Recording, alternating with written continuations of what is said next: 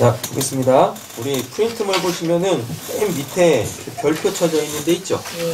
예, 오늘 말씀의 핵심이 이거거든요. 우리 같이 한번 읽어보시겠습니다. 하나님의 영광은 예수 그리스도를 통한 하나님의 동의가 실현되어 땅에 있는 이들과 연합되는 것이다. 이것을 깨달은 이들이 고백하는 것이 찬양이다. 아멘. 네, 아멘. 이 내용으로 오늘 말씀을 좀 살펴보도록 하겠습니다. 예수의 인생은 이 땅에서 뭘로 시작됐었죠? 구유에서 시작됐죠? 구유가 뭐라고 말씀드렸었습니까? 구유는 순종이었잖아요. 재림이밖에 기억하는 사람이 없네. 예수님이 구유에서 그 인생이 시작됐다라는 건 뭐 낮고 천한 데서 시작됐다라는 뜻이 아니라고 말씀을 드렸어요. 예수님의 인생은 인간으로서의 이 땅에서의 인생은 하나님의 뜻에 대한 순종으로 시작을 하셨어요. 그리고 그 인생의 마지막은 어떤 모습이었습니까? 나귀 타시는 거였었죠. 그럼 그 나귀는 뭐였었죠? 쟤는 뭐였었냐? 찬양이야? 기억이 잘 안 나요. 겸손이었잖아요. 겸손. 네, 그리고 평화를 이루기 위한 그 겸손이었었죠. 그죠? 네, 그래서 구유에서 태어나서 나귀를 타셨다.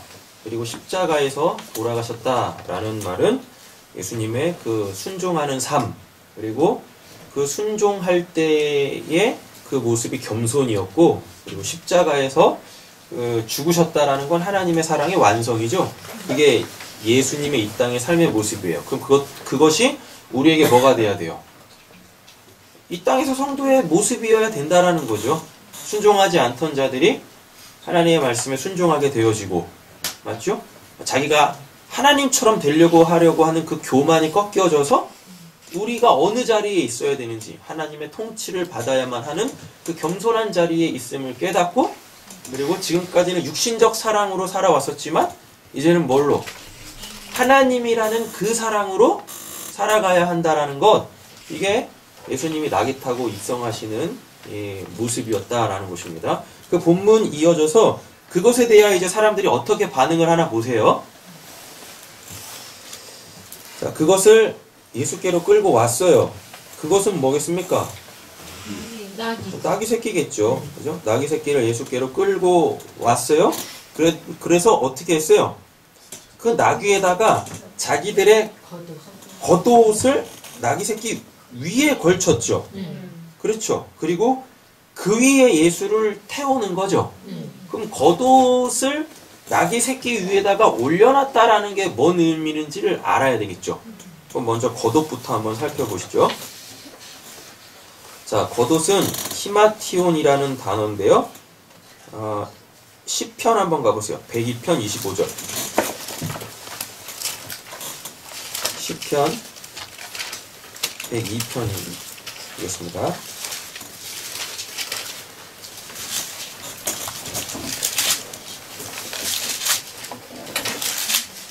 25절입니다.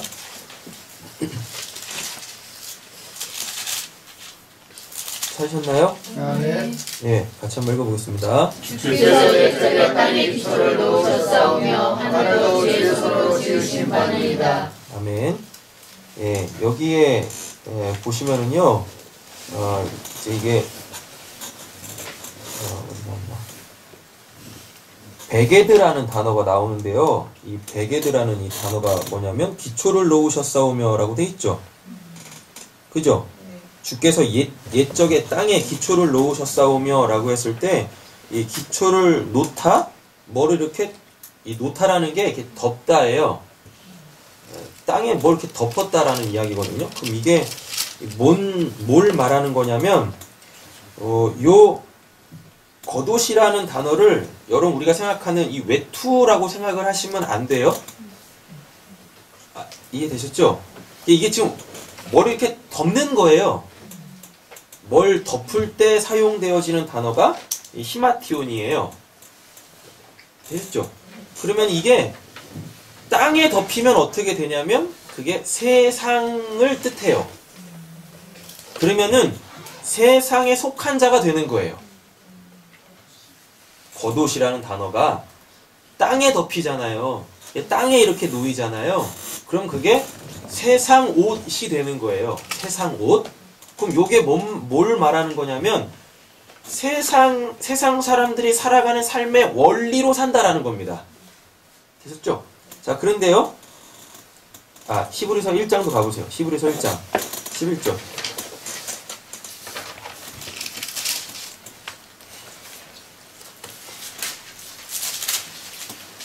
찾으셨어요? 아멘. 10절 보시면 주여 태초에 주께서 땅에 기초를 두셨으며, 이거 아까 우리가 봤었던 말씀이죠. 하늘의 주의 손으로 지으신 바라 그것들은 멸망할 것이나, 그러면은 땅도 멸망하고 하늘도 멸망한다는 얘기죠. 그렇잖아요. 말씀이 이렇게 이어져서 들어오면, 그럼 그것들이라고 했을 때 그것은 하나님이 창조해 놓으신 눈에 보이는 땅, 눈에 보이는 하늘을 뜻한단 말입니다. 이게 어떻게 된대요? 멸망할 것이나 오직 주는 어떻게 해요? 영존할 것이라고 그러죠. 그래서 우리 보고 예수로 옷 입으라고 하는 거예요. 예수로 겉옷 입으라고 하는 거예요. 정확하게 뜻하면 예수로 덮임을 받아야 돼요. 예. 우리의 모든 죄와 허물들이 예수라는 그 사랑, 그 순종, 그 겸손으로 이렇게 덮여져야 돼요. 그래야 우리가 하나님 앞에 설 수 있단 말이에요. 그렇게 우리의 이 세상에서의 그 악함들이, 죄악들이, 허물들이 예수로 덮여지는 것, 예수의 십자가의 그 사랑, 그 생명으로 덮여지는 것, 이걸 속죄라 그래요. 되셨죠? 자, 그런데 그것들은 다 뭐라 그래요? 그것들은 다 옷과 같이라고 되어 있죠. 여기서 옷이 이게 히마티온이에요. 그러면은 이게 지금 낡아진 데죠. 그죠? 근데 이 옷이 뭘 의미하는 거라 그랬었어요? 10절에 땅, 하늘이잖아요. 그죠? 그럼 이게 지금 눈에 보이는 것들이란 얘기입니다. 이것들은 어떻게 해요? 없어진다라 그러죠. 낡아진다라 그러죠. 그러니까 그 썩어 없어질 것으로 살지 말라라는 뜻이에요. 그러니까 예수로 우리가 겉옷을 입는다라는 게, 예수로 옷 입는다라는 게, 이게 뭐냐면 하나님이 예수를 설명하고자, 하나님의 그 구원을 설명하고자 이렇게 만들어 놓은 모든 피조물들이 있죠. 그죠? 이 모든 피조물들의 소망 두지 말고, 눈에 보이는 것에 소망을 두지 말고, 이 눈에 보이는 걸 통하여서 우리에게 지금 하나님이 알리시려고 하는 하나님의 그 구원에다가 소망을 두라고요. 썩어 없어지지 않을 저 영원한 것에 소망을 두라라고 할 때 그거를 예수로 옷 입는다 라고 얘기를 하는 거예요. 자, 보겠습니다. 마태복음 22장 가보실까요?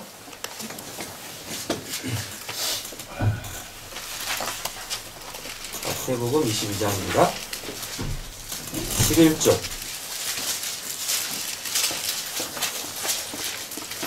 하셨어요? 아멘. 읽어보겠습니다. 성함을 임금이 손님들을 보러 들어올 때 거기서 예복을 입지 않은 사람을 보고. 네, 임금이 손님들을 보러 들어왔죠. 네. 그럼 여기서 임금은 누구겠습니까? 하나님이죠. 그리고 예수님이란 말이에요. 근데 거기서 뭘 입지 않은? 예복을 입지 않은. 여기서 이 예복이, 이건 겉옷이 아니라 예복이라 그러죠. 그럼 준비된 옷이거든요. 그럼 이것도 히마티온이에요. 히마티온인데 그 히마티온을 입지 않은 한 사람을 보고 어떻게 해요? 내쫓아버렸대죠. 근데 지금 이게 하늘잔치죠.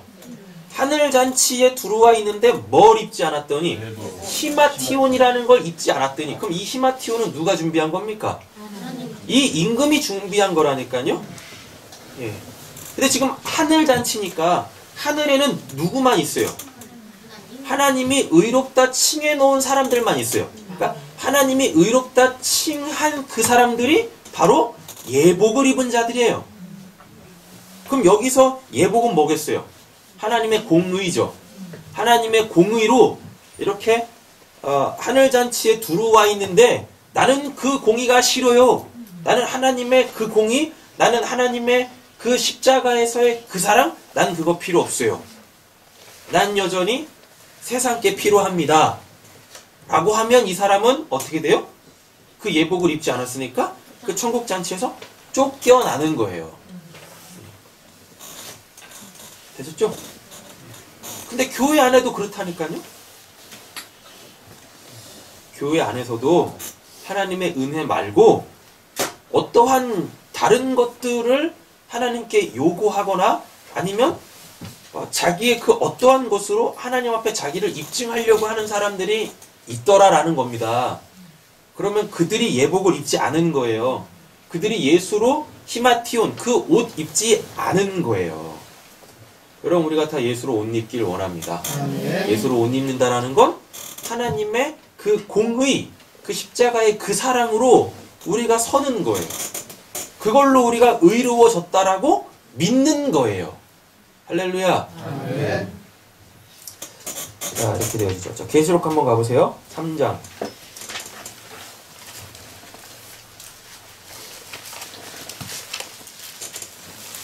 계시록 3장 4절입니다. 읽어보겠습니다. 그러나 사대의 그 옷을 더럽히지 아니한 자 몇 명이 내게 있어 흰 옷을 입고 나와 함께 다니리니 그들은 한당한 자이니라. 아멘. 옷 나오죠? 또 흰 옷 나오고 이게 뭐냐면 다 이게 히마티온이에요. 예. 옷을 더럽히지 않았다라 그러죠? 하나님의 공의에 뭘 더하지 않았다라는 겁니다. 예. 하나님의 우리를 은혜로 구원하셨잖아요. 근데 거기다가 자꾸만 내가 뭘 한 거를 첨가하지 않는다는 얘기예요. 예. 내가 뭐 해서 하나님이 나한테 은혜 베풀어 주셨어요? 이런 거 말고 되셨죠? 또 이런 것도 있어요. 내가 은혜 받아서 이렇게 했어요? 그것도 말고 예. 그냥 우리는 하나님의 은혜만 받으면 돼요. 예. 그리고 그냥 찬양하면 돼요. 할렐루야. 아멘. 그런데 이제 그냥 뭐 은혜 받았다고 그 은혜 갚겠다고 뭐 안 해도 된다니까요. 저번에 탕자 비유 한번 말씀드렸었죠. 탕자가 자기가 그 탕진한 그 아버지의 재산을 뭐 다시 갚겠다고 집을 또 나갔대야. 나가서 또 개고생했대요. 없어.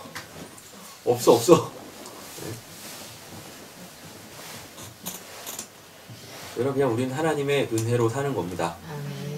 하나님이 우리에게 행하시는 일들을 그렇게 우리는 받으면서 그게 우리에게서 이루어지기를 우리는 그렇게 뭐 하면 돼요? 순종하고 겸손의 그 자리를 떠나지 않으면 된다라는 거죠. 자, 5절도 보면 또 나오죠. 이기는 자는 이와 같이 흰옷을 입을 것이요 하나님의 공의로 덮임을 받게 되어진다라는 겁니다. 18절에도 또 나와요. 내가 너희를 권하노니 내게서 불로 연단한 금을 사서 부요하게 하고 또 뭐 나와요? 흰옷을 사서 입어 라고 되어 있죠. 하나님의 공의입니다. 하나님께서 행하신 일, 그 십자가로 깨끗해져서 그 십자가의 하나님의 사랑으로 구원을 받게 되어지는 것. 자, 7장 가보세요. 14절.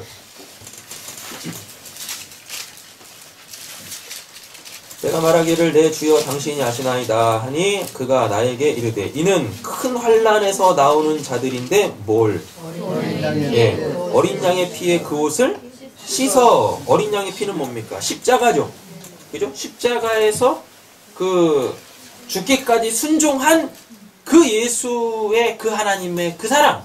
그 사랑이 뭐 했대요? 그 겉옷을 그 하나님의 공의가 드러났다라는 거예요. 거기서 십자가에서 그렇게 예수가 죽기까지 순종함으로 말미암아 하나님의 공의가 드러났다라는 거예요. 우리가 그거를 입는 거죠. 믿는 거예요. 그거에 적용이 대상이 된다라는 것입니다. 자, 자 본문 다시 넘어오겠습니다. 본문 넘어오시면 그 히마티온을 어떻게 했대요? 걸쳐놨다라 그러죠. 이 걸쳐놨다가 에피립토라는 단어인데 이게 에피 그 공간적 그 역사 속의 위예요. 역사 속 위. 에피가 아나는 탈공간적 위. 그 묵시에서의 그거. 그리고 립토가 던지다예요. 그럼 이게 뭔 말이겠습니까? 지금 이 역사 속에 던졌다라는 거예요. 근데 이 에피립토라는 이 단어가 베드로전서 5장 7절에 보면 가보세요. 베드로전서 5장 7절.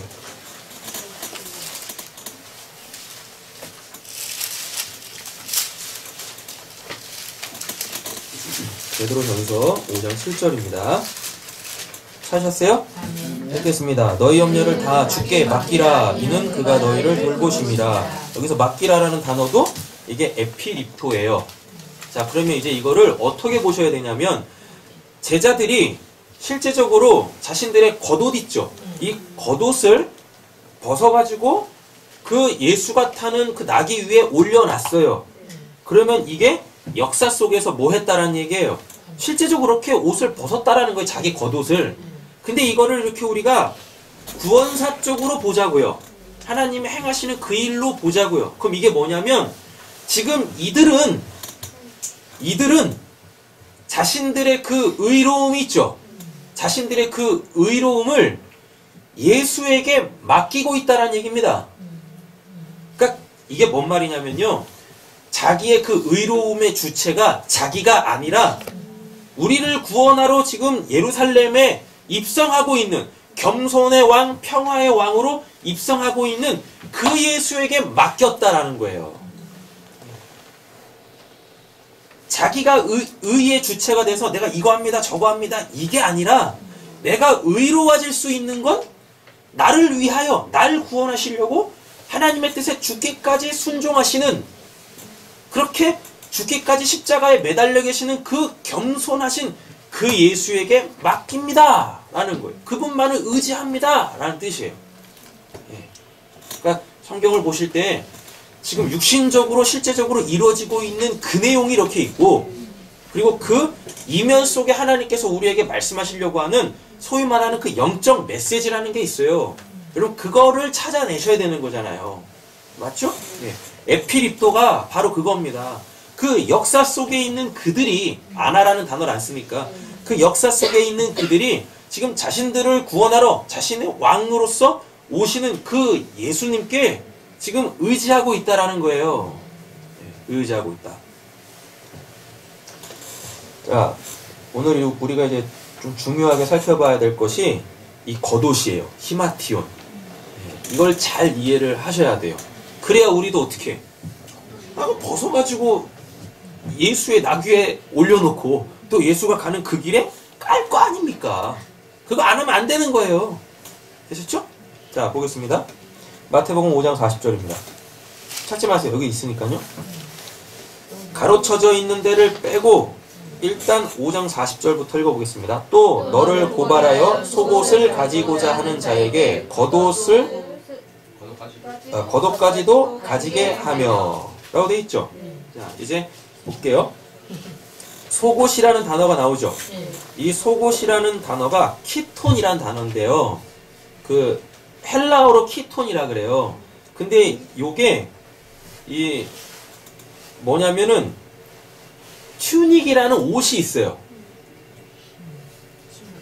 네, 튜닉이라는 옷이 있는데 그게 뭐냐면 소매는 짧고 그 옷이 이렇게 무릎까지 내려오는 옷이 있어요. 그 원피스. 네. 원피스. 바지가 아니라 그냥 이렇게 진짜 원피스 같아요. 근데 그걸 사람들이 이때 유대인들이 속옷으로 착용했어요. 그리고 그렇게 튜닉이라는 옷을 속에 이렇게 입고 그 겉에다가 히마티온을 이렇게 입었어요. 예. 아셨죠? 우리 같은 속옷 생각하시면 안 돼요. 아셨죠? 예. 그냥 통으로 된 옷이에요. 겉옷도 히마티온도 뭐냐면 그냥 통으로 됐어요. 어떻게 생겼냐면 그 구멍만 있어요. 목 들어가는 구멍, 팔 나오는 구멍. 그거밖에 없어요. 그렇게 뒤집어 쓰는 거예요. 그러니까 이런 푸대자루에 구멍 이렇게 뚫고 그냥 이렇게 입는 거예요. 그게 겉옷이에요. 겉옷. 속옷도 똑같아요. 그런 구조예요. 아셨죠? 근데 요 키톤이란 이 단어가 단어가요. 그 히브리어로 가보면 창세기 3장 21절에 나오는 하나님이 그 가죽 옷이라고 할 때 그 옷에서 유래된 단어예요. 창세기 3장 21절 한번 가보세요.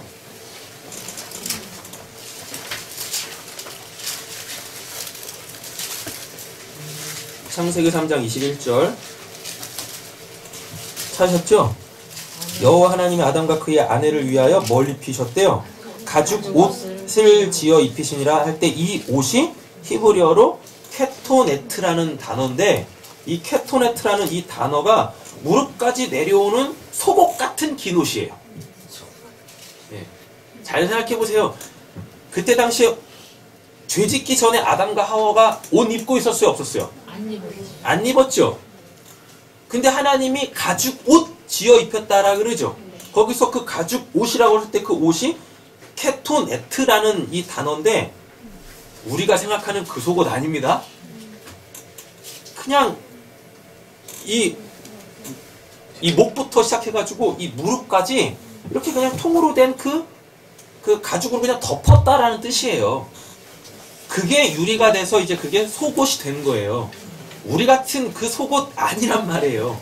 그러니까 자꾸만 이제 한글로서 한글에 기록되어져 있는 속옷, 겉옷 이거 생각하셔가지고 지금 우리가 입고 있는 그 옷들로 생각하시면 안 되는 겁니다. 되셨죠? 네. 하나님이 지어주신 그 옷을 입었다고요. 근데 그걸 달라 그래. 너를 고발하여 속옷을 가지고자 하는 자, 요게 뭐냐면 하나님이 입혀주신 그 옷 내놔. 그 옷 내놔. 그 가죽 옷 내놔. 라고 하는 거예요. 아담과 하와가 범죄했잖아요. 네. 맞잖아요. 그래가지고 자기들의 그 범죄함이 수치로 드러나지 않습니까? 그래가지고 그 지들이 뭐 했어요? 무화과 나무 잎으로 치마를 해 입었잖아요. 근데 그걸로 수치가 가려지는 게 아니지 않습니까? 그러니까 하나님 어떻게 해요? 그거 벗겨버리고 하나님의 은혜, 가죽, 옷, 케토네트 그거를 입혀주셨잖아요. 근데 지금 어떠한 사람을 고발을 했어요. 그럼 뭐가 고발하겠습니까? 율법이 고발을 한 거예요. 고발은 누가 하니까? 우리를 고발하는 건 율법이 한다니까요. 율법이 우리를 죄인으로 폭로를 해요. 그러면서 지금 뭘 하고 있냐면 너 수치를 덮을 수 있는 그 케테노토 내놔 라고 하는 거예요. 그러니까 쉽게 말하면 이겁니다. 너 율법으로는 죄인인데 너 지금 하나님이 입혀준 그 가죽 옷 있어? 그거 내놔. 있어요?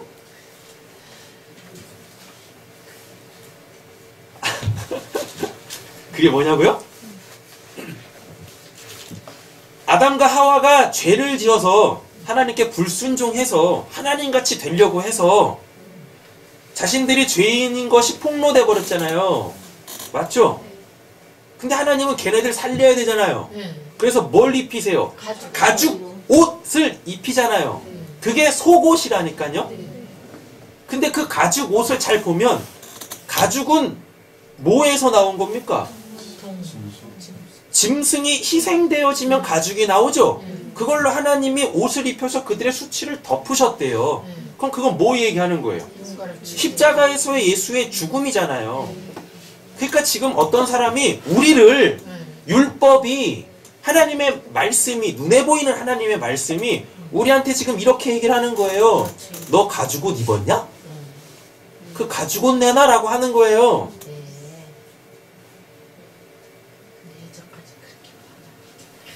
이거 이해되셔야 되는데. 이해 안 되세요? 됐어요. 네. 홍민 집사님 이해되셨어요? 그러니까 그거를 그 속의 뜻을 풀어주셔야지. 그러니까 이거예요. 우리가 지금 하나님의 말씀을 딱 보고 있잖아요. 근데 뜻을 모르고 보면 율법이죠. 맞죠? 그리고 근데 지금 성경이 우리한테 그러는 거예요. 우리가 지금 이렇게 성경을 눈에 보이는 이걸로 이렇게 딱 읽고 있는데 이 성경이 우리한테 말을 걸어요. 너 그 뜻 알아? 너 그 속뜻 알아? 요거예요. 고발하여 속옷을 가지고자 한다라는 뜻이 하나님의 말씀을 보고 있는 우리가 이 성경이 우리한테 말을 걸어온다니까요. 뭐라고? 너 이 뜻 알아? 예. 뜻을 알면 왜 자, 그러면은 이건 지금 우리 상황이고, 그러면은 이때 당시로 들어가 볼게요. 어떤 사람이요, 이렇게 있는데, 그 어떤 사람은 당연히 유대인이겠죠. 그럼 그 유대인은 당연히 율법을 지키고 있는 자겠죠. 그렇잖아요. 근데 그 율법의 기능은 우리를 뭘로 폭로해요? 죄인. 죄인으로 폭로하죠. 죄가 뭔지를 깨닫게 하는 거죠.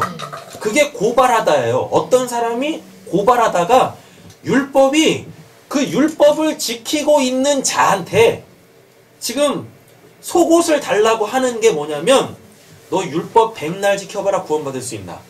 아니 율법은 너한테 예수 그리스도의 그 희생제사 그 하나님의 희생제사 예수 그리스도의 그 십자가에서 드러난 하나님의 그 사랑과 그 공의가 있어야 되는 거야. 너 그거 있어? 라고 하는 거예요. 그러니까 우리 속옷 뺏어간다라는 게 아니라 이 고발하는 사람이 지금 그 고발하는 그 사람이 즉 율법이 눈에 보이는 이 하나님의 기록된 이 말씀이 우리한테 뭘 요구하냐면 너 예수 그리스도의 그 십자가 믿냐? 그 십자가가 너 십자가냐? 너 그 십자가에서 죽었냐? 그거 지금 그거 지금 이 욕을 하는 거예요. 우리 속옷 뺏겨 먹겠다는 얘기가 아니에요.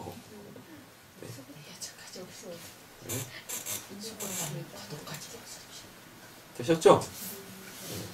그 여러분 잘 한번 생각해 보세요. 그러면 속옷 달라고 한 자에게 겉옷까지 주라 그러죠. 그럼 벌거벗겨지죠. 그럼 그 사람이 구원받은 사람이에요. 왜? 왜요? 그래야지 예수님의 예수로 옷 입는다라는 게요. 뭘 이렇게 옷을 입는 게 아니라니까요. 우리가 진짜 하나님께 구원을 받으면 죄 짓기 전 그 상태로 돌아가는 거지 않습니까?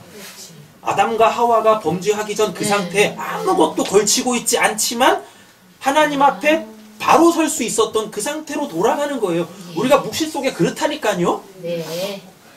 아, 얘 또 왜 또 그쪽으로 가? 홀딱 벗고 다니는 게 아니라고.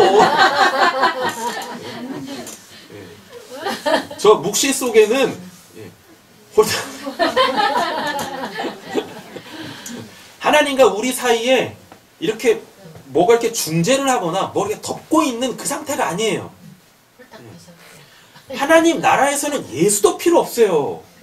지금 이 땅에 살 때는 예수가 필요한 거지. 왜요? 그분이 이상한 소리 하지 마세요. 죄 짓잖아요. 구원 받았는데도 여전히 죄를 짓지 않습니까? 맞죠? 그러니까 그 죄는 계속 하나님 앞에서 덮여져야 되잖아요. 그래서 이 땅에서나 예수가 필요한 거지. 하나님 나라에서 이미 그 묵시가 완료되어져 있는 흠도 점도 없는 자들한테 예수가 왜 필요하냐고요. 그러니까 거기서는 다 홀딱 벗고 있는 거예요. 처음에 에덴 동산에 아담과 하와가 범죄하기 전 그 상태 벗었으나 수치스럽지 않던 그 상태로 돌아가는 거예요. 우리를 그렇게 만드시겠대요. 그게 지금 겉옷을 속옷을 달라 하면 겉옷까지 주라란 말이 그러면은 속옷도 주고 겉옷도 준다는 얘기잖아요. 그럼 우리 벌거벗겠네요? 맞죠? 우리가 벌거벗고 있을 거 아니겠습니까? 그럼 그 상태가 어떤 상태예요? 에덴 동산. 예. 죄안 들어서. 죄 짓기 전 그 하나님 앞에 온전했던 그 아담과 하와 그 사람의 그 온전한 그 상태가 되는 거예요. 예수님 그거 얘기하는 거예요. 5장 40절에서. 그러니까 이 속옷은 하나님이 범죄한 인간한테 입히셨던 그 가죽 옷 그거 얘기하는 거예요. 케토네트. 그 속옷의 실체는 그럼 뭐예요? 예수 그리스도의 십자가 라니까요. 되셨죠? 예. 자, 그런데요. 그것을 가지고자 하는 자에게 겉옷. 히마티온이라는 이 단어인데요. 이 히마티온이 히브리어로는요. 이 히마티온이 지금 헬라어잖아요. 그럼 이 헬라어 히마티온을 그 히브리어로 환원해서 보면은요, 히브리어 베게드라는 단어를 가지고 온 게 히마티온이에요. 그럼 베게드라는 이 단어를 쭉 찾아보면 이 베게드라는 이 단어가요. 바가드라는 그 동사에서 유래되어진 거예요. 바가드가 뭐냐면 배반하다예요. 배반하다. 되셨죠? 그 바가드라는 단어에서 베게드라는 단어가 나왔는데 이게 어떤 의미냐면 배반하다 또 옷이란 단어가 되고 또 덮개라는 단어예요. 그래서 겉옷이라는 표현을 쓰는데 자, 요 단어가 어디에 쓰이냐면 이사야 61장 10절입니다. 봐보세요. 이사야 61장 10절.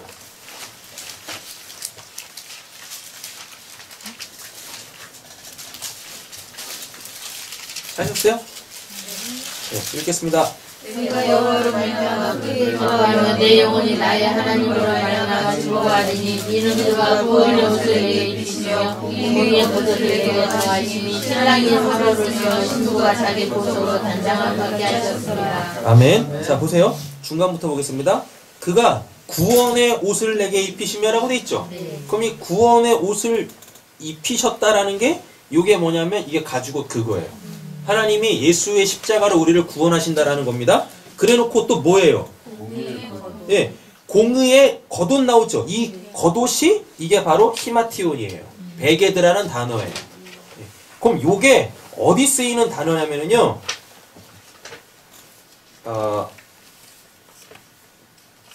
아니죠? 맞나? 그가 구원의 옷을 내게 입히시며 할 때 이 옷이 베게드고 다음에 공의의 겉옷 있죠? 이 공의의 겉옷이 이게 메일이란 단어입니다. 메일. 히브리어로 메일이라 그래요. 다시 한번요. 그가 구원의 옷을 내게 입히시며라고 돼 있죠? 이 구원의 옷 할 때 이 옷이 베게드예요. 네, 베게드인데 이 베게드가 히마티온이에요. 됐었죠? 그래놓고 뒤에 나오는 게 뭐냐면 공의의 겉옷 할 때 이 겉옷은 메일이라는 단어입니다. 히브리어로 메일이라고 그러는데 이 메일이 뭐냐면 여러분 제사장들이 입는 옷이에요.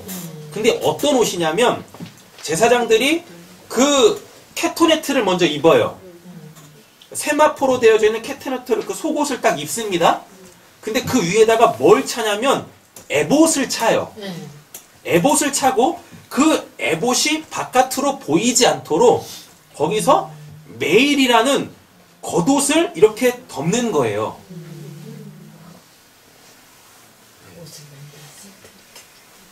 되셨죠? 네. 그래서 계속 덮여요. 근데 그 메일은 누가 입는 거예요? 대제사장이 어디 들어갈 때? 지성소 들어갈 때 입는 옷이에요.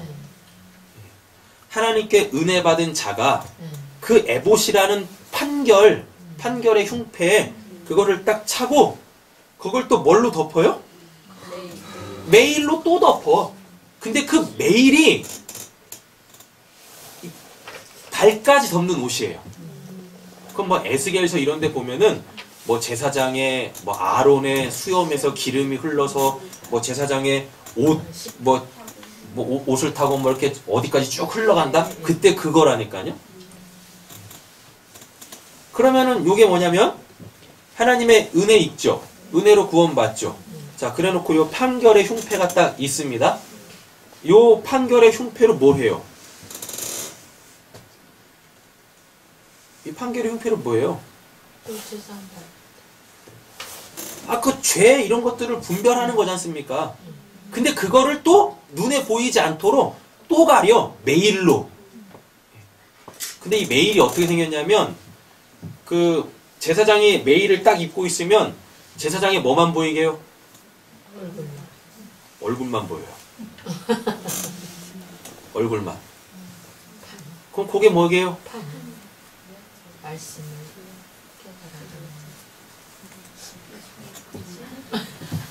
그러니까 이 메일이라는 건 우리를 뜻해요. 그러니까 몸을 뜻해요. 그러니까 제사장의 발도 안 보이고 손도 안 보여요. 그냥 이렇게 딱 보면 머리하고 메일만 보인다니까요. 그 메일은 제사장의 몸을 덮잖아요. 맞죠? 근데 예수의 몸이 뭡니까? 교회. 우리 교회잖아요. 그리고 우리의 머리는 누구예요? 예수님이잖아요. 그럼 딱 생각을 해보세요. 제사장을 딱 보면 뭘 우리가 볼 수 있는 겁니까? 연합된.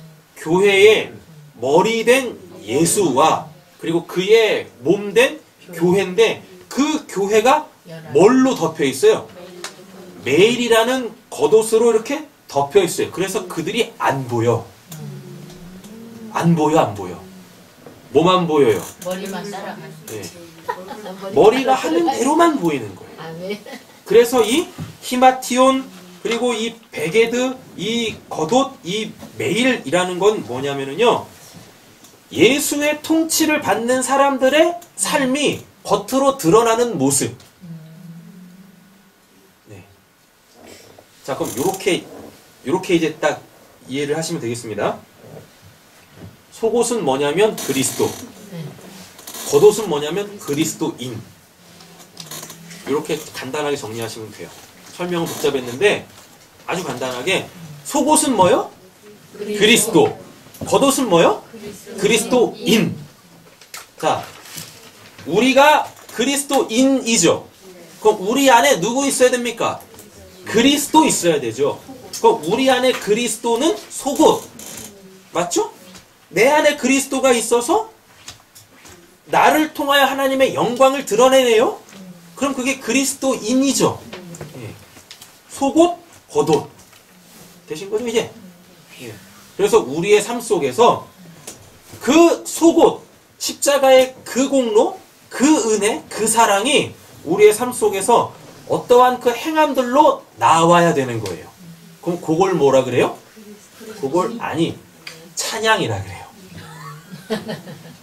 속옷 입고 겉옷 입은 사람들이 내 안에 그리스도 있어요 라고 나타내는 걸 그걸 찬양이라 그래요. 찬양. 그래서 오늘 본문의 그 결론이 아까 우리가 설교를 시작할 때 읽었던 그 이 내용이에요. 하나님의 영광은 예수 그리스도를 통한 하나님의 공의가 실현되어 땅에 있는 이들과 연합되는 것, 이것을 깨달은 이들이 그걸 고백하는 것, 예. 그걸 찬양이라 그래요. 그걸 소위 이제 영광 올려드린다 이렇게 표현하는 겁니다.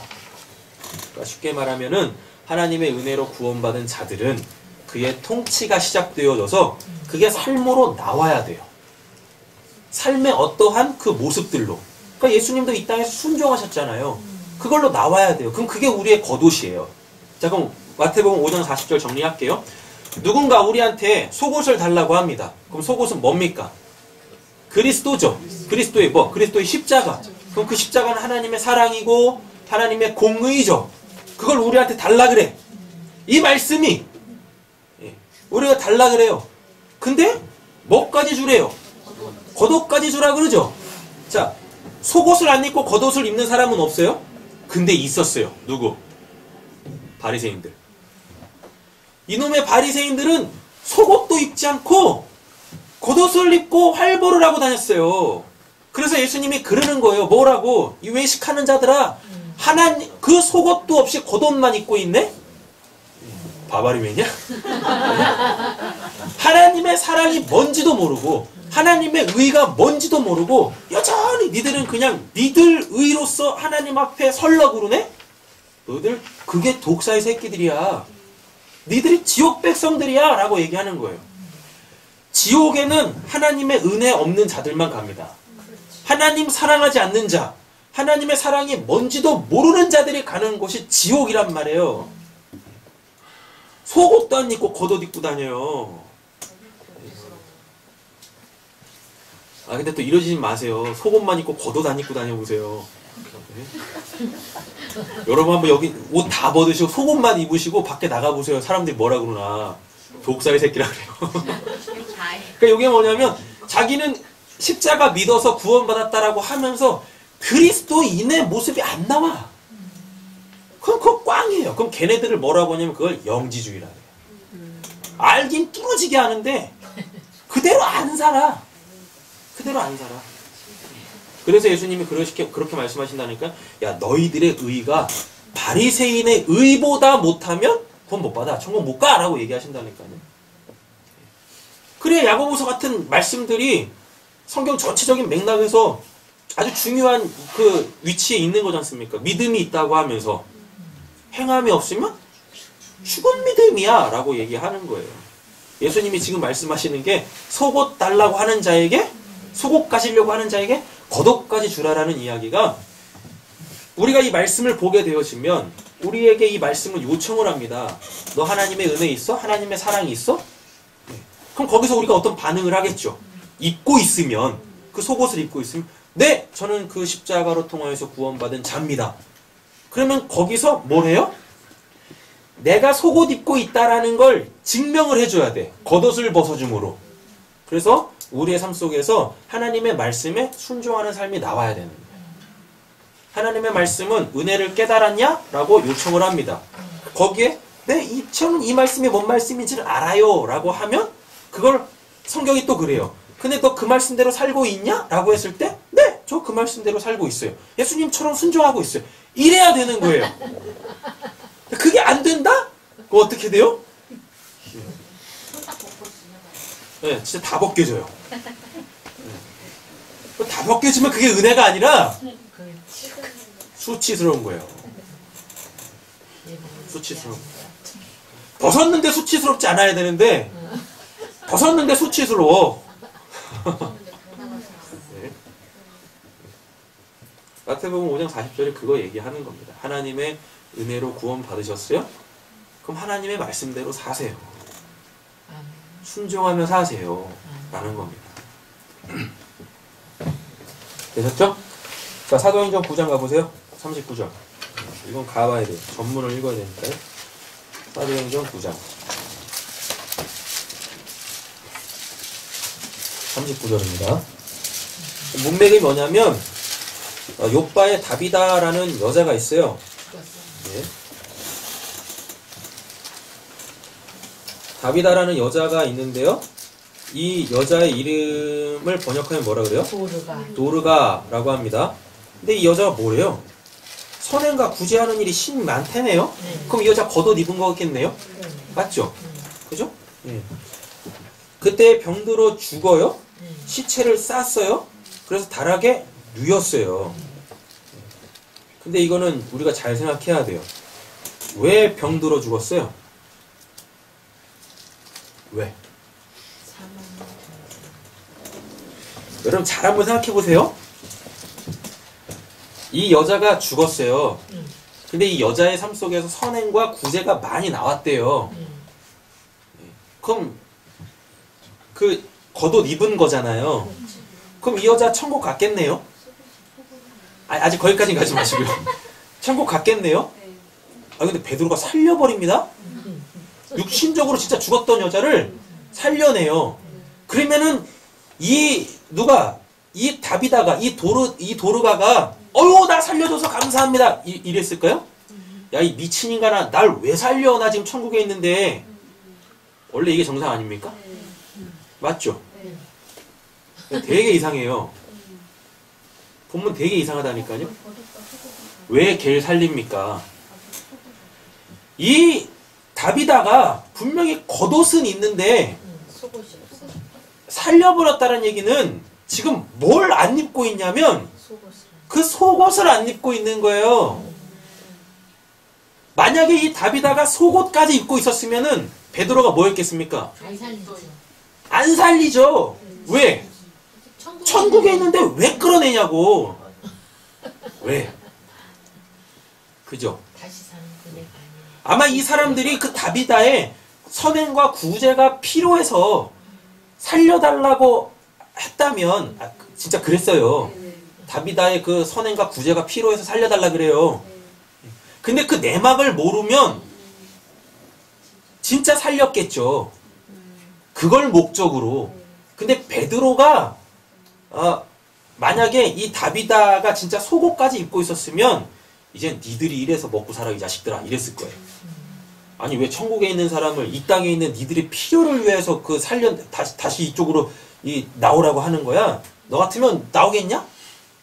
지금 이렇게 얘기가 되어지는 상황이란 말이에요. 근데 베드로가 끌어낸다니까요. 죽은 자를 살려내요. 병들어 죽었대요. 그리스도인들은 병들어 죽으면 안 돼요. 또 이름을 또 이러십니다. 그럼 우리는 병 안 들고 건강하게 죽어야 됩니까? 그 말 아니잖아요. 병이 뭐예요? 사망의 증상이잖아요. 예. 그러니까 구약에 보면은 영혼이 장수한답니다. 건강하게 살다 죽어요. 구약의 믿음의 사람들 치고 병들어 죽는 사람이 없어요. 그 수명을 다 채워서 건강하게 살다 죽지. 죽을 때 아니, 그럼 그때 어떻게 죽냐고요? 호련히 가요. 어떻게 잠자는데 시각을 해? 모세 보세요. 120살인데, 그죠? 120 맞나? 모세가 몇 살 때 죽죠? 120살이요. 444 이렇게 죽잖아요. 120살인데요. 혈기왕성했대요. 병들어 안 죽어요. 영광 중에 하나님 데려가시지. 아브라함은요. 100세 훌쩍 넘어가지고 아브라함 몇 살 때 죽죠? 한 100. 127은 아니 137? 아니, 아브라함 꽤 오래 살아요. 그 사람 네. 200살까지는 안 가는데 하여튼 몇 살까지 사는데 죽기 바로 직전까지 애 낳고 죽어요. 네? 오랑 할아버지 이렇게 죽지 않는다니까요. 믿음의 사람들 치고 구약에서 병들어 죽는 사람이 없어요. 끝까지 자기가 해야 될 일 다 마치고 건강하게 죽어요. 갈렙 보세요. 갈렙 80입니다. 80인데 전쟁을 해서 헤브론을 취해요.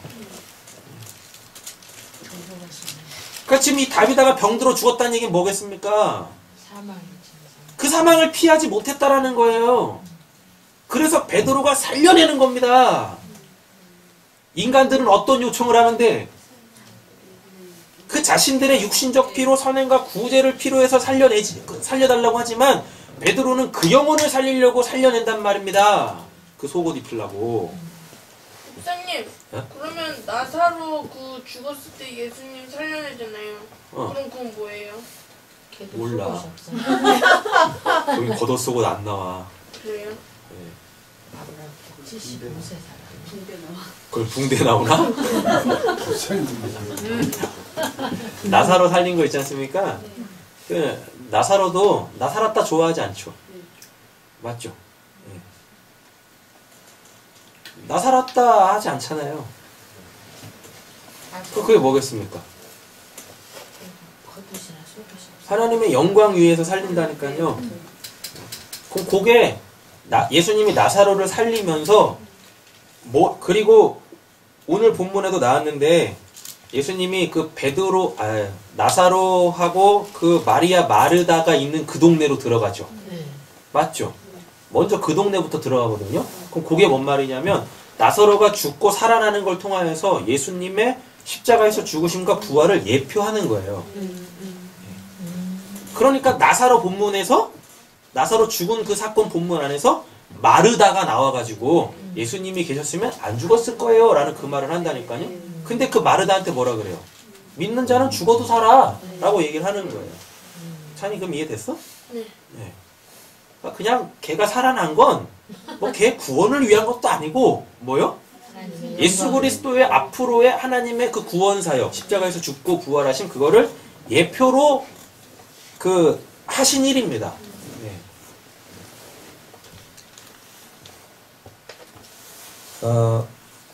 자 보겠습니다.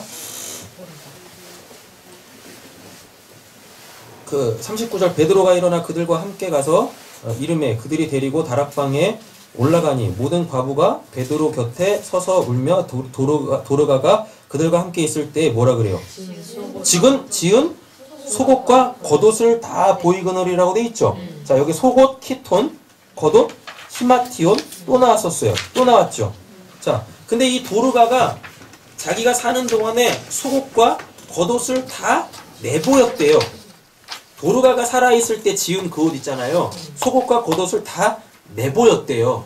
자 그럼 이 말씀을 보면은 도르가에게는 이미 속옷과 겉옷이 있는 것처럼 보이죠. 맞죠? 근데 이 지은이라는 이 단어가 포이에오예요. 포이에오가 뭐냐면 요게 창조의 단어예요. 창세기 1장에 나오는 바라, 아사, 야차르 그 단어들이란 말이에요. 근데 이 도르가가 사라 생전에 그 하나님만 하실 수 있는 그 속옷과 겉옷을 만들었답니다. 그래서 그걸로 사람들을 입혔대요. 그걸로 사람들을 구제했대요. 사이비 교주의 뭐야? 네. 근데 잘 보세요. 근데 그들은 지금 그 속옷과 그 겉옷이 없어서 도르가를 다시 살려내라고 해달라 그래요. 그럼 지금 이게 뭐겠습니까? 육신적 요구를 하고 있는데 이 베드로는 영적인 그 하나님의 요청을 지금 보여주고 있는 거예요. 사람들은 자신들의 육신적 피로만을 채워요. 근데 지금 그 상황을 가지고 하나님께서 베드로를 통하여서 진짜 우리에게 필요한 게 뭐냐면 그 속옷과 겉옷, 예수 그리스도의 십자가의 그 은혜와 그리고 그거에 합당한 삶이 있어야 한다라는 걸 지금 보여주려고 누굴 살린 겁니까? 이 도르가를 살려낸 거예요. 도르가를. 베드로가 사람을 다 보내고 무릎을 꿇고 기도하고 돌이켜 시체를 향하여 이르되 다비다 일어나라 하니 그가 눈을 떠 베드로를 보고 일어나 앉죠. 베드로가 손을 내밀어 일으키고 성도들과 과부들을 불러들여 그가 살아난 것을 보이니 온 요파 사람이 알고 많은 사람이 뭐라 그래요? 주를 믿더라. 그러니까 구원을 어떻게 받냐면 이 속옷과 이 겉옷이 하나님의 은혜, 포이에오를 통하여서 우리에게 주어졌을 때 그게 바로 구원이라고 설명하는 겁니다. 그리고 또 해필이면 이 일을 어디서 해요? 베드로가 요빠 여러 날에 있어 시몬이라 하는 어디? 무두장이의 집에서 머무니라. 이 무두장이 뭐니까요? 가죽 만드는 곳이에요. 네. 시몬의 뜻이 뭐예요? 드름이잖아요. 드름. 무두장이지? 네. 가죽 만드는 곳. 가죽옷. 드름. 하나님의 말씀을 듣는 거죠. 믿음은 어디서 나니까? 드름에서 나니까요. 이렇게 되는 거예요. 다비다 살린 것이 우리의 구원이 어떻게 이루어지느냐. 그 하나님께서 지어주시는 그 가죽옷, 그 키톤, 예수 그리스도의 그 십자가로 받는 거고, 그리고 그 사람들의 이 땅에서의 삶은 뭐요? 그 히마티온, 그 겉옷, 그 복음에 합당한 삶을 살아내야 된다라는 것입니다. 근데 이걸 누가 해요? 하나님이 은혜로 하시겠다라는 거예요. 이렇게. 자, 본문 넘어오겠습니다. 빨리 진행을 할게요. 중요한 단어들은 다 봤으니까.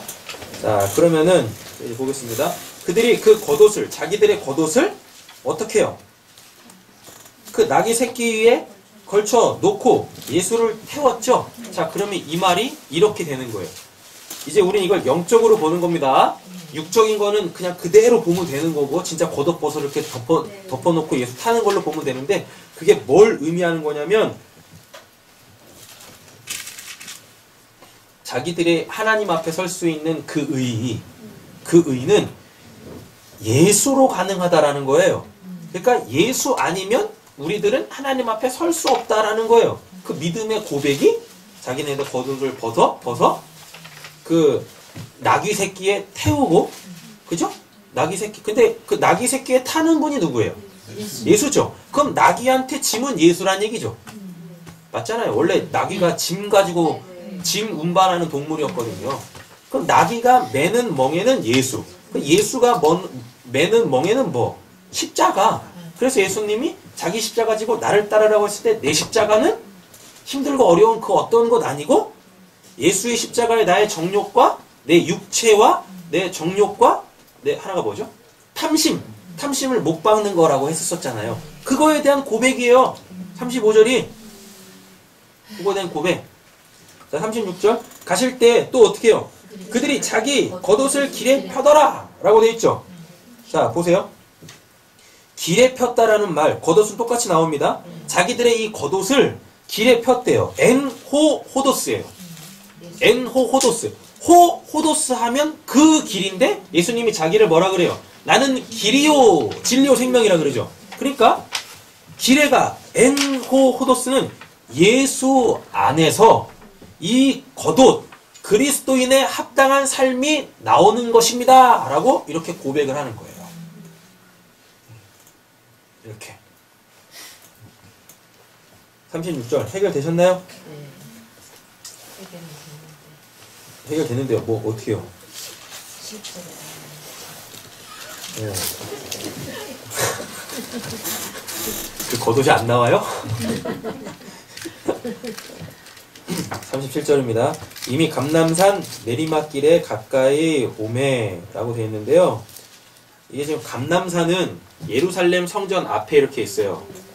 이게 항상 배치되어져 있어요. 그러면 눈에 보이는 예루살렘 됐죠? 그리고 그것에 참된 의미 감람산. 근데 그 감람산 내리막이라 길이라는 건 없어요. 내리막에 이렇게 있어요. 내려오는 것에 돼 있어요. 그럼 여기서 내려오다라는 게 뭐냐면 이게 카타바이노예요. 아나바이노 카타바이노 했죠? 그럼 이 감람산은 그 진짜 이스라엘을 뜻하는 거죠. 감람산이 그 이제 감람 그 올리브 나무잖아요. 근데 그 이스라엘을 상징한다 그랬었잖아요. 그리고 예수님은 항상 예루살렘에서 기도하지 않고 어디서? 감람산에서 기도하잖아요. 그럼 기도는 뭐예요? 하늘의 뜻이 이 땅에서 나에게 이루어지기를 원하는 거잖아요. 그 감람산이 내려와. 그 감람산에서 내려오는 게 아니라 그 감람산 자체가 내려와요. 또 이렇게 생각하면 산이 어떻게 내려옵니까? 또 이러시면 곤란합니다. 그렇죠? 그 참된 이스라엘, 하나님의 통치로 사는 그 이스라엘이 이렇게 내려와요. 근데 그게 역사 속에 내려오는 게 아니라 카타, 묵시 속에서 내려온다고요. 예수가 지금 거기 서 있다라는 얘기입니다. 이거 지금 가까이 왔다라는 말도 이게 예수님이 쓰셨던 그 표현이에요. 천국이 가까이 왔다라는 그 앵기조라는 단어를 써요. 자, 그럼 이게 뭐겠습니까? 감람산에서 예수님이 기도하셨던 그 내용, 그 하나님의 하늘의 뜻이 이제 이 카타바이노 영적으로 예수에게서 이루어질 거예요. 어디로 넘어가서? 이 맞은편에 있는 그 십자가, 그 예루살렘 그 골고다에서 이루어진다고요. 그거 얘기하는 거예요.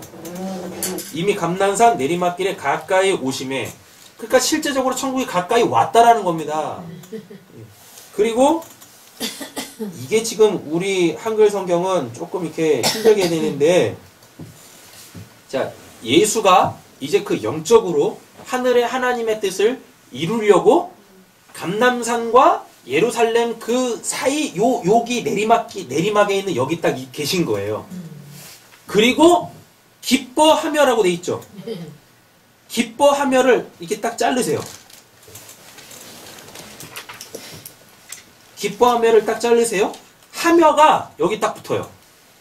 어디 붙냐면 이미 감람산 내리막길에 가까이 오심에 하며. 우리 한글 성경은 기뻐하며를 붙여놨잖아요. 근데 이게 떨어져 있어요. 헬라 원문을 보면. 근데 이 하며가 시작되다 그리고 통치하다예요. 그러니까 지금 이게 뭐냐면은 예수님이 이 감람산 요 밑에까지 여기까지 왔다라는 게 이제 그 하나님의 하늘의 뜻이 시작이 됐다예요. 통치하기 시작했다라는 겁니다. 예. 그리고 그게 이제 역사 속에서 어떻게 보여요? 예루살렘 그 골고다에서 죽는 걸로 나타나시는 거예요. 그걸 기뻐하라고요. 그걸 기뻐하라고요. 기뻐가 뭐예요? 카이로.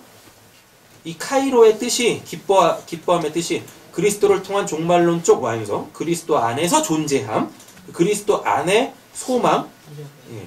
잃어버린 것을 찾을 때 카이로라는 단어를 써요. 자기 이름이 하늘에 기록된 것을 알았을 때 그 사람의 그 나타나는 반응이 카이로 기뻐함이에요. 또 예수께서 하시는 일에 대하여 기뻐하는 거예요. 예수는 실제적으로 감람산과 예루살렘 그 사이 요 골짜기에 딱 가까이 왔는데 어떤 사람들은 그거를 영적으로 바라본다니까요. 뭐가? 야, 드디어 이제 하늘의 뜻이 이 땅에서 이루어지기 시작하는구나. 이제 진짜 하나님의 통치가 시작되어지는구나. 그걸 알아먹으면 우리가 카이로 되는 거예요. 기뻐하는 거예요. 이렇게. 자, 그래놓고 이들이 또 무엇합니까? 찬양하죠? 예. 그렇게 되지 않아요? 기뻐하며 큰 소리로 하나님을 찬양하잖아요. 이 찬양이 아이네오라는 단어인데 이게 뭐냐면 이게 이제 약속하다, 예? 언급하다 라는 말입니다. 그러니까 쉽게 말하면은요, 예수 그리스도가 여기 이렇게 딱 섰어요. 그럼 하늘에 하나님의 뜻이 이제 이 땅에서 이루어지는 거죠. 그게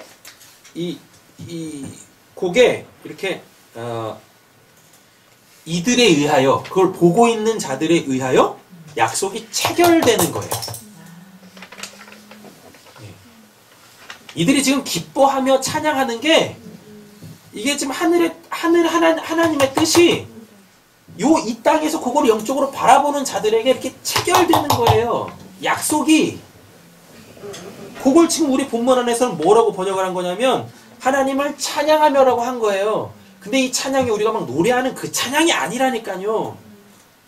예수님이 딱 거기에 서신 걸 딱 보고 야, 이제 하나님의 뜻이 이루어지겠구나. 근데 누구에게? 나에게. 그럼 그게 찬양하며예요. 약속이 체결되어지다. 네. 되셨죠? 네. 자, 그럼 우리는 지금 이걸 영적으로 봤죠? 자, 이제 육적으로 볼게요. 이들이 예수님이 그렇게 오는 걸 뭘로 봤대요? 뭘 봤대요? 왜 기뻐하고 왜 찬양해요? 예수님이 여기까지 올 때 행하셨던 그 놀라운 일들 있죠.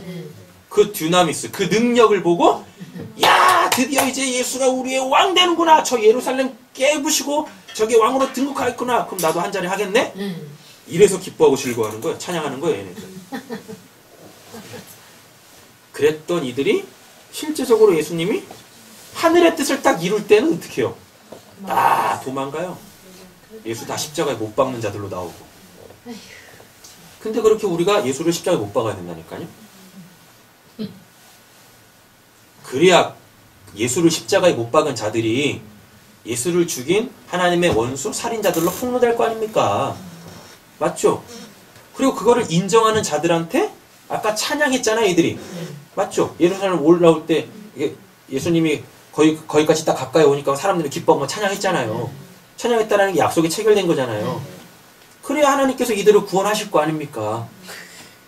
그러니까 지들은 그냥 육신적으로 바랬던 예수가 자기들에게 오는 걸 보고 막 좋아가지고 막 난리법석하고 있었는데 역사적으로 보면은 그들은 예수를 다 배반하는 자들로 나오는데 하나님은 그거를 역으로 사용하세요. 뭘로? 그래, 니놈들이 죄인들이다. 근데 난 그 죄인 구원하려고 하는 거야. 그러니까 알아먹어. 죄인이라는 거 인정하고 그 예수 받아들여. 그럼 다 구원받아. 이 뜻이란 말입니다. 자, 그래 놓고 38절에 넘어가 보세요. 38절에 뭐 나와요? 이르되 찬송하리로다 나오죠. 요 찬송이 이게 우리가 하는 그 찬송이에요. 예. 율로게오. 유라는 좋게라는 단어와 로고스, 말씀이죠. 요 말이 이렇게 딱 붙은 거예요. 예. 그럼 이게 뭐예요? 뭐뭐에 대해 좋게 말하다죠. 그럼 이게 뭐냐면 하나님의 말씀이 나에게 좋은 거예요. 예. 요게 찬양이에요. 요게 우리의 찬양이 그와 같은 고백이 돼야 된다라는 이야기입니다. 자, 주의 이름으로 오시는 왕이여, 하늘에는 평화요, 가장 높은 곳에서는 영광이로다 하죠. 예. 자, 흰색 동그라미 보세요.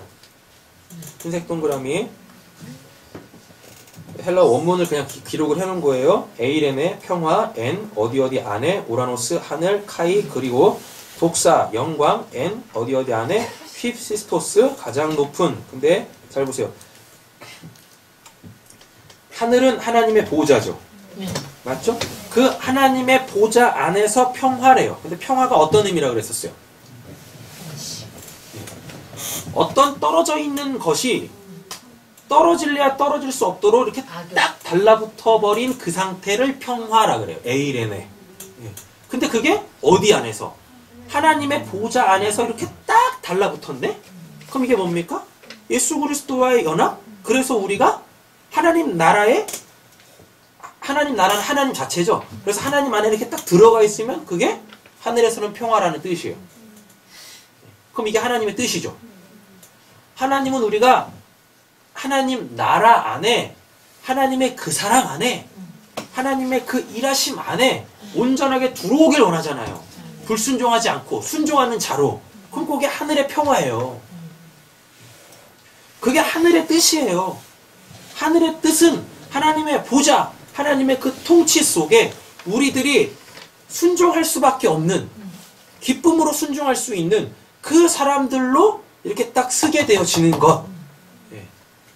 근데 그게 뭘로 통해서 이루어져요? 예수 그리스도의 십자가를 통해서 이루어진다니까요. 근데 십자가를 믿는다고 하면서 순종이 안 나와? 뭐예요 그거? 배나 지옥 백성이지 뭐. 십자가는 그냥 나는 믿네 이걸로 끝나는 게 아니에요.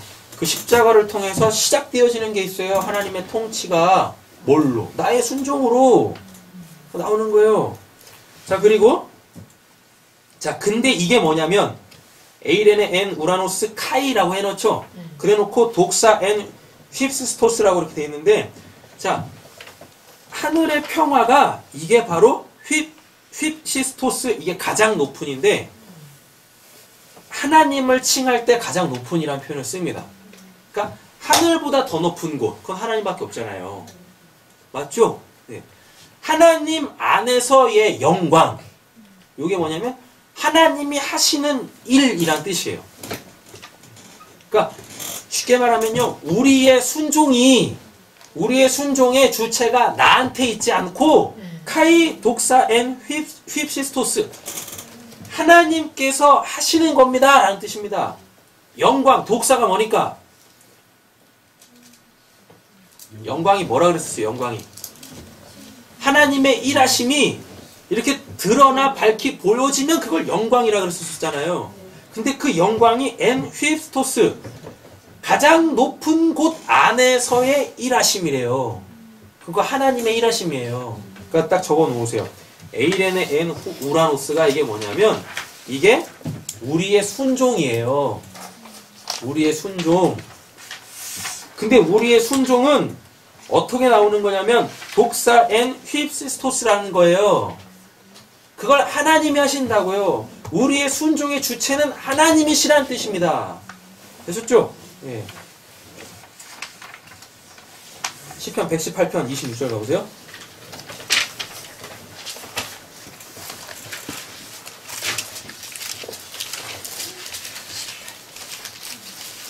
하셨나요? 읽어보겠습니다. 여호와 이름으로 오는 자가 복이 있으며 우리가 여호와의 집에서 너희를 축복하였도다. 네.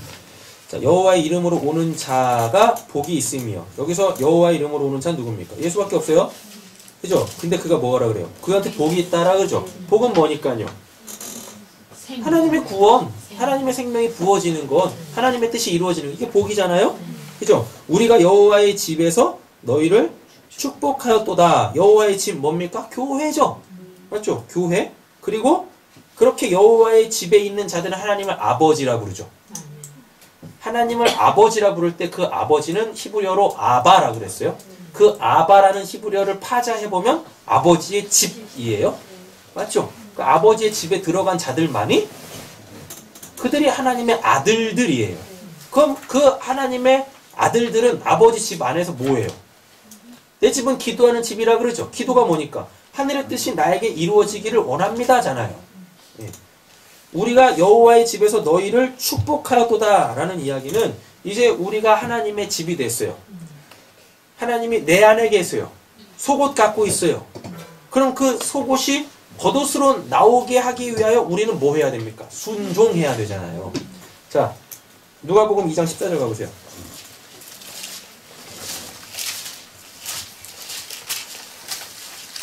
누가복음 2장 14절.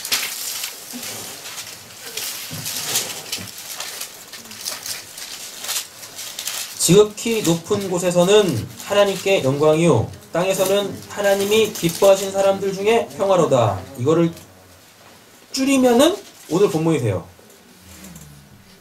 주의 이름으로 오시는 왕이여. 아까 시편 118편 26절 봤죠? 그래놓고 하늘에는 평화여 가장 높은 곳에서는 영광이로다. 예수로 말미암아 주의 이름으로 오시는 왕은 예수잖아요. 그 예수로 말미암아 하늘의 평화 가장 높은 곳에서 영광. 그러니까 쉽게 말하면 이제 2장 14절 지극히 높은 곳에서는 하나님께 영광이요. 맞죠?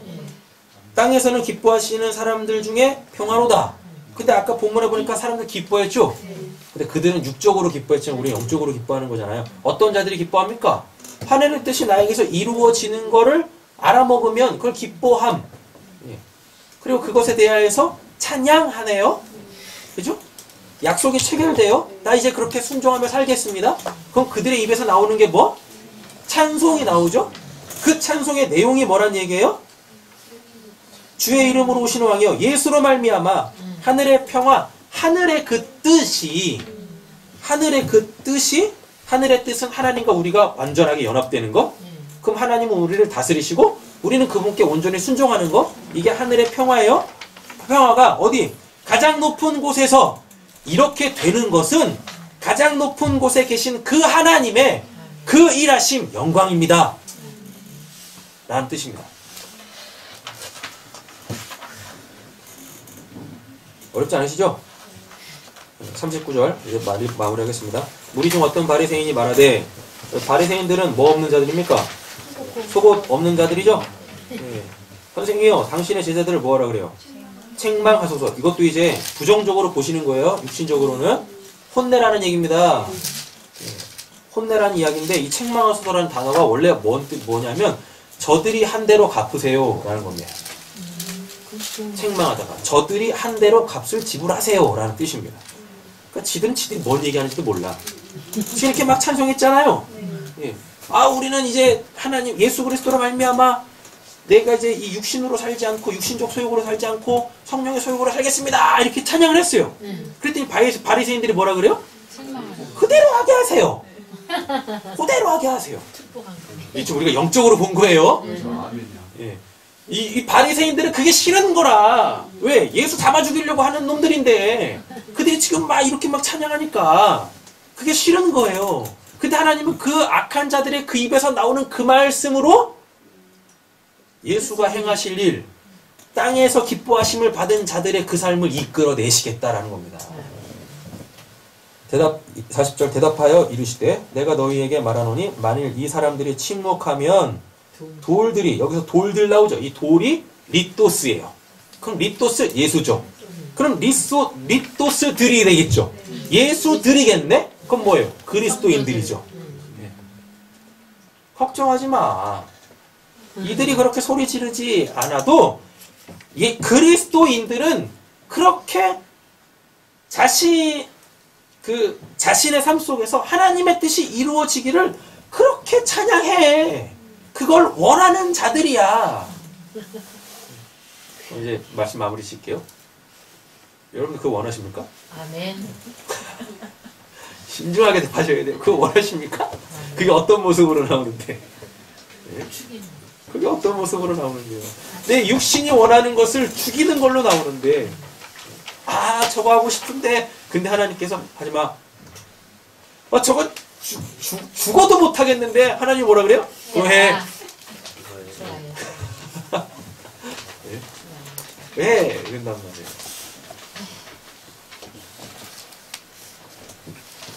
하늘의 하나님의 그 뜻, 우리가 하나님께 온전히 순종하는 것, 그걸 지금 하나님께서 친히 주체가 되셔서 일하고 계세요. 그거를 받아들이세요. 그게 내 삶 속에서 어떠한 모습으로 나오든지 간에 받아들이십시오. 네. 자꾸 이렇게 고백하시는 거예요. 하나님이 다 하시는 겁니다. 우린 은혜로 살죠. 이렇게 하나님 찬송하시면 돼요. 율로게오하면 돼요. 이게 정말 좋은 거죠. 하나님이 뭐 말씀하시면 아 그건 말고요 이러지 마시고 율로게오 그 말씀이 나한테 좋은 거죠. 행하세요. 저는 못하지만 행하십시오 하나님. 그래서 우리의 삶 속에 하나님의 영광이 그렇게 밝히 드러나기를 간절히 소원합니다. 아멘. 기도하겠습니다.